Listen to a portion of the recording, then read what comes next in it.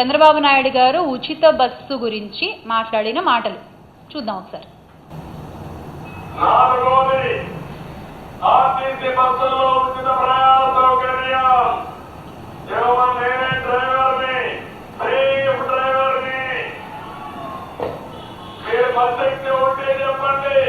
మా చంద్రన్న చెప్పాడు, నేను ఏ ఊరికి పోతున్నా నువ్వేమి అనడానికి వీల్లేదు. నేను పనిచేయాలని బలనూరు పోతా, పుట్టింటి బలనూరు పోతా. నాకు ఇచ్చిన హక్కు చంద్రన్న గట్టిగా చెప్పండి. అడిగితే నేనున్నానని చెప్పండి. ఏమీ భయపడక్కర్లేదు. ఇవన్నీ నేను చేస్తున్నామంటే ఒక ఉద్దేశంతో చేస్తున్నాను. మీకోసం జగన్మోహన్ రెడ్డి చేసేది, జగన్మోహన్ జగన్ రెడ్డి అతను కనిపెట్టుకొని వస్తాడు. నేను అడ్డగాకుండా సేవాభావంతో ఎదురుకు వస్తాను. అది ఆయన మాట్లాడిన మాటలు.